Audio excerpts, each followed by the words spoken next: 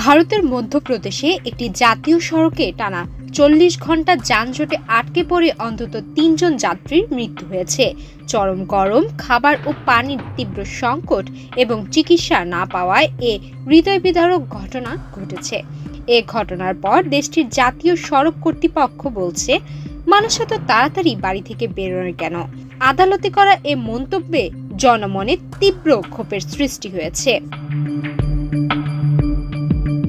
নিহতের পরিবার, সাধারণ মানুষ ও নাগরিক সমাজ সড়ক কর্তৃপক্ষের এই মন্তব্যকে অমানবিক ও দায়িত্বজ্ঞানহীন হিসেবে আখ্যা দিয়েছে। আদালতও সড়ক কর্তৃপক্ষের এ ধরনের মন্তব্যে অসন্তোষ প্রকাশ করেছে এবং পুরো ঘটনার জন্য রাজ্য প্রশাসন, টোল অপারেটর ও নির্মাণ সংস্থাকে দায়ী করে তাদের কাছ থেকে বিস্তারিত ব্যাখ্যা চেয়েছে।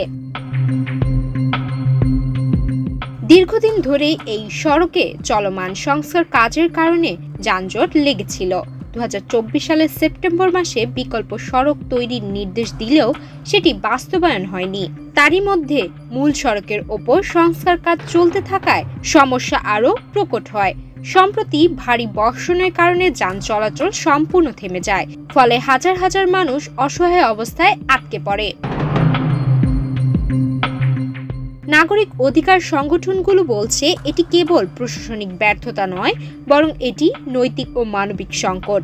তারা সড়ক কর্তৃপক্ষের বক্তব্যের নিন্দা জানিয়ে বলেছে, দায়িত্ব এড়ানোর জন্য সাধারণ মানুষের ওপর দোষ চাপানো বর্বরতা ছাড়া কিছুই নয়। এই ঘটনার পর সংশ্লিষ্ট কর্তৃপক্ষকে জবাবদিহির আওতায় আনার দাবি জোরালো হয়েছে, যাতে দেশের সড়ক ব্যবস্থাপনায় জননিরাপত্তা নিশ্চিত হয়। সুমায়া মিতু, বাংলাদেশ প্রতিদিন।